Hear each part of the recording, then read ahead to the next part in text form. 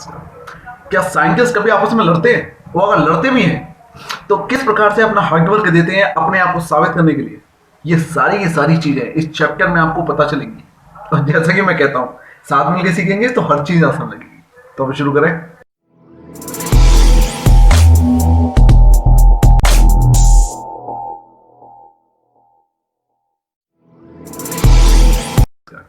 Structure of atom, क्या ये सिर्फ प्रोटॉन के बारे में बताता है, न्यूट्रॉन के बारे में बताता है, इलेक्ट्रॉन के बारे में ही बताता है? नहीं, ये बताता है साइंटिस्टों की लड़ाई के बारे में।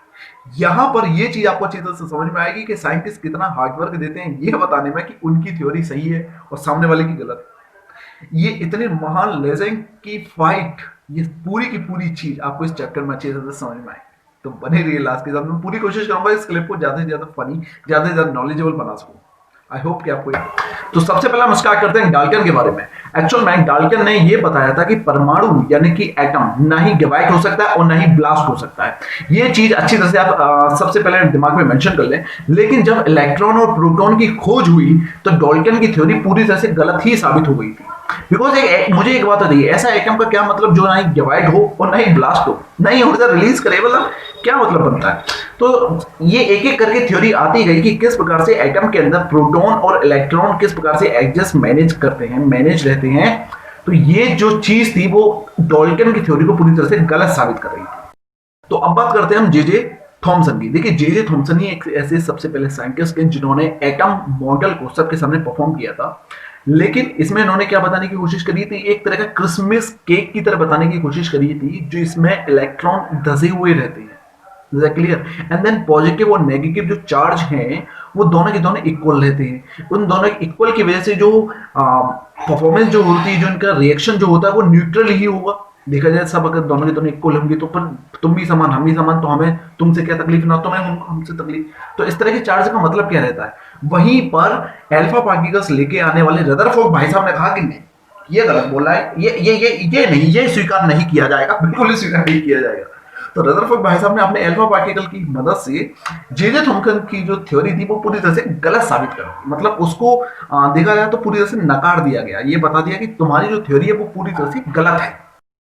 सो देखिए, अब मैं यहाँ से आपको समझाने की कोशिश करता हूँ द स्ट्रक्चर ऑफ एटम। देखिए, ये मैंने आपको देखो मेरा कोशिश क्या रहती है कि जब कोई चीज़ अच्छी लगने लगती है ना, बात क्या है कि आपको थोड़ी अट्रैक्टिव लगती है, अच्छी ड्राइंग बनी हुई है तो इंटरेस्ट खुद पे को जागता है। और वही इंटरेस्ट आपको बरकरार रखने के लिए ये एक मेरी छोटी सी कोशिश है। मैं कोई आर्टिस्ट नहीं हूँ, लेकिन हाँ, आपको समझाने के लिए मैं पूरी कोशिश करूंगा कि हर एक एंगल से आप स्ट्रॉन्ग बन सके, आज चैप्टर पर आपकी एक अच्छी कमान हो सके। ओके बच्चों, सो लेट्स यूट्यूब चैनल, ये मेरा ही यूट्यूब चैनल है। मतलब देखो यार, देखो प्रचार करना पड़ता है, या शुरू किया है, कोई ज्यादा सब्सक्राइब, कोई ज्यादा व्यू नहीं है, लेकिन हर चीज जीरो से शुरू होती है। कोई भी चीज शुरू होती है तो जीरो से शुरू होती है, उसी के ऊपर हम ये काम कर रहे हैं। चलिए ठीक है, रदरफोर्ड मॉडल 1911 में जब रदरफोर्ड ने एक्सपेरिमेंट किया अल्फा पार्टिकल्स का, जब गोल्डन प्लेक्स उन्होंने निकालने की कोशिश करी तो हुआ क्या? सबसे पहले जो चीज मैंने आपको बताने की कोशिश करी थी वो क्या थी? Alpha particles double helical molecule थे और ये पॉजिटिव थे। मेरी बात को बहुत ध्यान से सुना करें। वो क्या थे? अब यहां पर डबल स्ट्रैंडेड चार्जेस वाले हीलियम मॉलिक्यूल्स थे जो कि काफी हल्के होते हैं। अच्छा, ये इनकी जो अगर मासेस की बात करें, जो कि मैं बता ही चुका हूं कि 4 यूनिट होने की वजह से क्या थी कि काफी तेज चलने लगे थे, काफी तेज चलने लगे थे। तो रदरफोर्ड का अगर अनुमान की अगर बात करें तो हुआ क्या कि इस एक्सपेरिमेंट में उन्हें क्या चीज शो कर बताने लगे, वो काफी सारी चीजें आने लगी। सबसे पहले क्या आने लगी?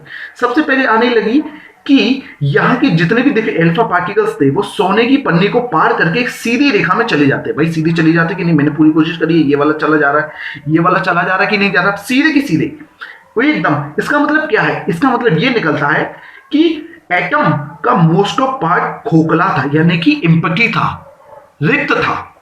सिंपल सी बात। दूसरी चीज क्या उन्होंने नोटिस करी भाई कि कुछ अल्फा पार्टिकल्स पन्नी के द्वारा बहुत ही छोटे एंगल यानी कि अपने पाथवे से डाइवर्स हो जाते हैं, डिस्ट्रैक्ट हो जाते हैं। इसका मतलब क्या निकलता है कि एटम में जो पॉजिटिव पार्ट होता है जो काफी छोटा होता है। बिल्कुल सही सुना आपने। इसको हम इस तरह से देखने की कोशिश करते हैं कि होता है क्या। देखिए, काफी सारे, ये सबसे ऊपर वाला मैंने रैक से बनाने की कोशिश करी है कि हुआ एंड देन वो अपना पाथवे पूरी तरह से डिस्ट्रैक्ट हो गया। इसको समझने का एक आसान तरीका ये भी हो सकता है कि आप कभी भी अगर वो चीज करने की कोशिश करें, फॉर एग्जाम्पल अगर दीवार में बहुत सारे होल्स होते हैं, सॉरी कट करें, इसको इस तरह से समझने की कोशिश करें कि दीवार में बहुत सारे होल्स होते हैं और उसमें से आप हाथ में टॉर्च लेकर पार करने की कोशिश करें तो हो क्या रहा है, कई लाइट क्या कैसी होंगी, सीधी की सीधी चली जाएंगी, कुछ क्या होंगी, कुछ उनका पाथ थोड़ी टेढ़ी सी हो जाएंगी, उनका जो पाथ वे होगा, जो उनका डायरेक्शन होना चाहिए वो टेढ़ा सा हो जाएगा, सीधी सीधी नहीं जा पाएंगी, टेढ़ी सी हो जाएंगी, क्योंकि जो होल्स हुए वो पूरी तरह से खोखले नहीं थे। इसका मतलब वो ये बताता है सेकंड वाला कि वो पॉजिटिव पार्ट है और वो काफी स्मॉल था, जैसे क्लियर, जिसकी वजह से डिस्ट्रैक्ट हो रहे। और मोस्ट ऑफ जो 12,000 पार्टिकल्स में से जो एक कण था, यानी कि 12,000 में से एक मॉलिक्यूल या फिर एक पार्टिकल्स ऐसा था जो कि वापस आ गया।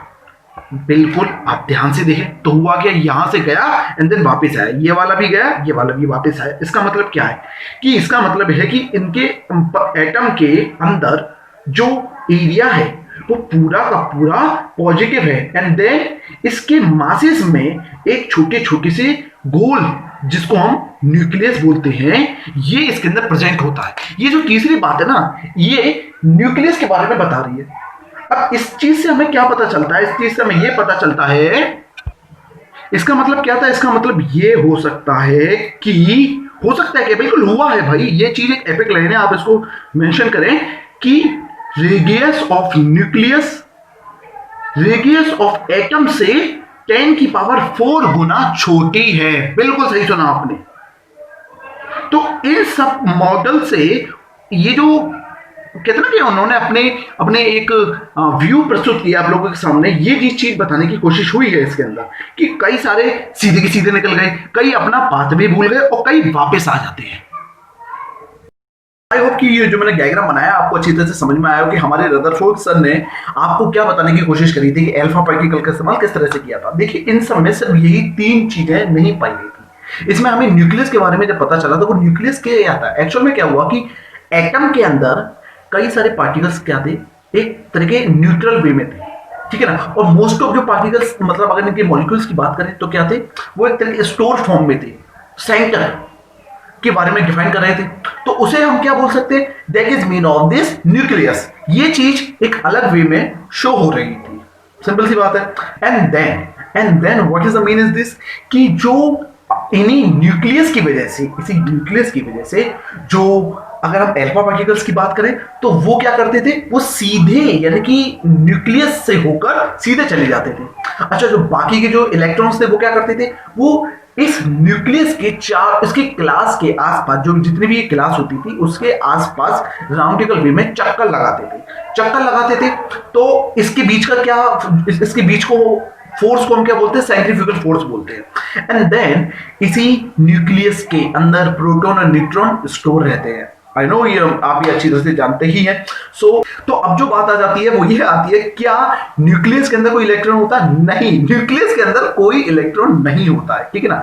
न्यूक्लियस के अंदर प्रोटॉन इलेक्ट्रॉन होते हैं। जो देखिए, एटम के अंदर बात करें न्यूक्लियस होता है, न्यूक्लियस के अंदर प्रोटॉन इलेक्ट्रॉन होते हैं। इलेक्ट्रॉन जो बात करें वो क्या है, इलेक्ट्रॉन जो है वो न्यूक्लियस के चारों ओर राउंडिकल चक्कर लगाता रहता है। ये आप अच्छी तरह से समझ चुके ही होंगे। और इसके बीच के अट्रैक्शन फोर्स को हम क्या बोलते हैं, सेंट्रीफ्यूगल फोर्स बोलते हैं। तो आप इस चीज को रिलेट कर पा रहे हैं कि ये किससे मिलता जुलता है? जी हाँ, सोलर सिस्टम मॉडल से रदरफोर्ड का ये मॉडल मिलता जुलता है ही नहीं बल्कि पूरे का पूरा सेम है। यही बात आपको बताती है, सोलर सिस्टम मॉडल भी इसी के ऊपर डिफाइन है।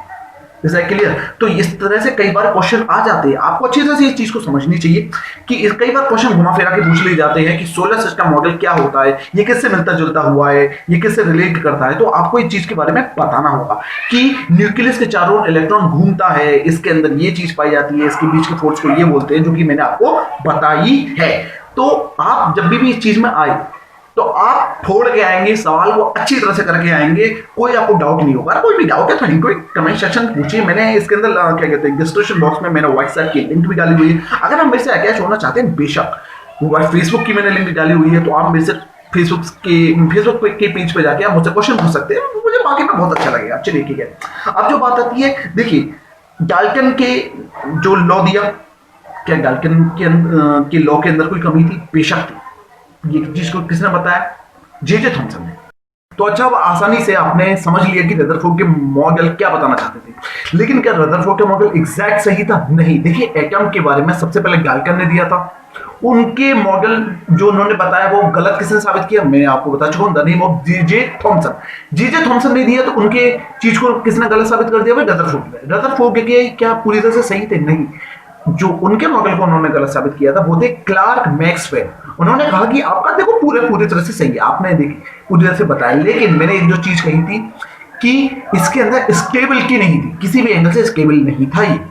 तो यही चीज क्लार्क मैक्सवेल ने अपने मॉडल में आपको बताने की कोशिश करी थी कि जी रदरफोर्ड के मॉडल में स्टेबिलिटी नहीं है। अच्छा, मेरी अब जो नेक्स्ट क्लिपिंग होगी, अच्छा, इस चीज को समझने के लिए एनर्जी के बारे में हमें थोड़ा समझना पड़ेगा। और वो चीज किसमें आती है? वो आती है बोहर में। तो बोहर भाई साहब ने केएलएमएन के बारे में बताया था, एनर्जी के बारे में बताया था कि एटम की एनर्जी की चीज पर किस प्रकार से वर्क करती है, एलिमेंट की वैलेंसी को किस प्रकार से करती है। तो मैं आपको एक होमवर्क देता हूं। देखिए, आपकी इस किताब में एक वैलेंसीज वाला होगा, आई होप जिस तरह से रिएक्ट कर रहा होगा, ये एक टेबल सी होगी जिसमें उसके वैलेंसीज, उनके एटॉमिक नंबर होंगे। तो मैं आपसे कहता हूं कि प्लीज उसको जरूर याद करिए, उस टेबल को हाईलाइट करके रख लीजिए, उस टेबल के पन्ने को मोड़ लीजिए या फिर उस पर लिख दीजिए वेरी वेरी इंपॉर्टेंट। देखिए, ये चीज आपका पीछा कभी नहीं छोड़ने वाला जब तक आप पढ़ाई कर रहे हैं, जब तक आप पढ़ाई करें, ठीक है ना, जब तक आप पढ़ाई कर रहे हैं तब तक ये चीज नहीं छोड़ने वाली। अगर आप केमिस्ट्री लेना चाहते हैं, देखिए फिजिक्स लेंगे, इंजीनियर बनेंगे, तो ये आपका पीछा नहीं छोड़ेगी। आप बायोलॉजी लेंगे तब भी केमिस्ट्री आपका पीछा नहीं छोड़ेगी। ये केमिस्ट्री क्या है? ये केमिस्ट्री सलाद होता है ना भाई साहब, सलाद अचार की तरह होता है। आदमी को ज्यादा इंटरेस्ट ले ना ले, कई लोगों को केमिस्ट्री अच्छी लगती है, बेशक आई लव इट, मुझे इस तरह के लोग बहुत पसंद है। क्योंकि मैं खुद बायोकेमिस्ट्री से हूँ, तो मैं केमिस्ट्री काफी टाइम से पढ़ाया हुआ था। मास्टर की डिग्री में केमिस्ट्री नहीं थी। बायो लोग ये समझते हैं कि बायोकेमिस्ट्री में क्या केमिस्ट्री भी होती है, नहीं था। किसी न्यूक्लिक एसिड जेनेटिक। सो ये चीज मैं नहीं इस डिटेल में जा रहा, लेकिन अगर आप केमिस्ट्री देखिए साथ ही रहेंगे आपकी। अब मैं अगर बीएससी करते हैं, ग्रेजुएशन में कहीं ना कहीं करते हैं, तो वहां पर केमिस्ट्री ऑर्गेनिक में क्यों, बल्कि एक ये चैप्टर रहता ही रहता है, केमिस्ट्री आपको दी ही जाती है, सब्जेक्ट आपको मिलता ही मिलता है। तो प्लीज मैं आप लोगों से कहूंगा कि आप इसकी वैलेंसीज को जरूर याद करिए। इसमें अभी 18 आप 9th क्लास में याद कर लेंगे, 10th में फिर थोड़ी ज्यादा सी आएंगी, फिर इंटर में। तो ये आपको मतलब ये नहीं कि आपको शुरुआत से आपको बेसिक स्ट्रॉन्ग रहेगा कि हाँ अभी तक मुझे 18 आती, आर्गन की है 18 होती है, तो ठीक है, धीरे धीरे करके और फिर आप आर्गन 18 वाले के आगे बढ़ेंगे। आपकी 9th क्लास में शायद 18 से 20 ही दे रखे होंगे, और मैं चाहता हूँ कि प्लीज आप उसको याद करें, आप उसको अच्छी तरह से याद कर लें, अपने दिमाग में अच्छी तरह से बैठा लें। यही चीज काफी इंपॉर्टेंट होती है। ये आपका एक होमवर्क है, मैं आपको क्लिप बना के दे रहा हूँ, आपको नॉलेजेबल फ्री कंटेंट दे रहा हूँ। ये मेरे लिए बहुत बड़ी बात है कि मैं आपके किसी काम आ रहा हूँ। ये मेरे चैनल ही बनाने की सबसे बड़ी कोशिश यही थी, और मैं हर रविवार को ये क्लिप डाल रहा हूँ, हर रविवार को डाल रहा हूँ। और आई होप, देखिए लॉकडाउन में मैं पूरी कोशिश कर रहा हूँ, जल्द से जल्द क्लिप बनाने की कोशिश कर रहा हूँ। मेरा ध्यान सिर्फ और सिर्फ आप लोगों के लिए। और मैं एक और चीज आपसे कहना चाहता हूँ, अगर आपको नोट्स में कोई भी प्रॉब्लम हो, डिस्क्रिप्शन बॉक्स में मैंने आप लोगों की लिंक दे दी है, वो that is mean of this life science blog spot, वो वेबसाइट मेरी है, ठीक है ना। आप वहां पर जाएं, मैंने नोट्स बना के रखे हुए हैं इस पिक्चर की, इस तरह की मेरे जितने भी अभी work and energy, motions, gravity, and then atom structure of atoms, and then is matter around the sphere, ये चीजों मैंने पूरी तरह से खत्म कर दी है। टिश्यू, प्लांट से, ये सब के सब मैंने उसमें बना के रखा है। आई होप कि आपको अच्छा लगे। एंड देन प्लीज चैनल को सब्सक्राइब करें, लाइक करें, शेयर करें, कमेंट करें। यार यही तो एक बहुत आसान चीज है, कोई बहुत बड़ी बात नहीं है ये। आप रेडियो थोड़ी नहीं चला रहे यार, बेशक आप एक एंड्रॉइड फोन चला रहे हैं, हम यूट्यूब पे नॉलेजेबल कंटेंट देख रहे हैं, तो प्लीज चैनल को लाइक किया करें, सब्सक्राइब किया करें। ये एक मोटिवेशन वाली चीज होती है, अच्छी लगती है, मन को अच्छा लगता है। यार मैं कोई इस तरह की कोई हाई प्रोफेशनल सॉफ्टवेयर यूज नहीं कर रहा, जैसी एडिटिंग हो जाती है वैसे डाल देता हूँ, क्योंकि कंटेंट इज अ किंग। आपको समझ में आ रहा है, काफी है। अब बैकग्राउंड कई चीजों में मैं इस चीज की गलती मैं मानता हूँ कि भाई देखो मेरे पास माइक भी नहीं है, कई क्लिपिंग में माइक था, पर वो मोबाइल के साथ अच्छी तरह से कोलैब नहीं कर पा रहा, कनेक्ट नहीं हो पा रहा है। सो देखिए, मेरी बस यही कोशिश है कि आप सिर्फ कंटेंट पे ध्यान दें, आप ये देखें कि समझ में आ रहा है कि नहीं। कोई भी प्रॉब्लम है कमेंट सेक्शन में आइए, मैसेज बॉक्स में आइए, आप कहिए चीज अगर आपको अच्छी लग रही है। मेरे लिए बहुत बड़ी बात है कि मैं आपके किसी काम आ पा रहा हूँ। Thank you so much everyone for watching this, and please please please घर में रहें, सेफ रहें। भाई देखो, घर में रहो, सुरक्षित रहो, कोरोना चल रहा है, और जितना टाइम मिल रहा है अपने आप को इंप्रूव करते चलो, ज्यादा से ज्यादा पढ़ते चलो, ठीक है। सारी क्लिपिंग देखो, मैं बेसिक्स काफी अच्छी तरह से समझाने की कोशिश कर रहा हूँ। आई होप कि आपको अच्छा लगे। एंड देन सब्सक्राइब किए बिना मत जाना प्लीज, वो लाल वाले बटन पे पेंसिल फेंक के मारो, पेन फेंक के मारो, नोट फेंक के मारो, बस सब्सक्राइब करवा दो, सब्सक्राइब करो, बहुत अच्छी बात है। Thank you so much to everyone. And मेरी नेक्स्ट क्लिप नील बोहर, जो उन्होंने बोहर के बारे में, बोहर जी ने मुझे बोली था।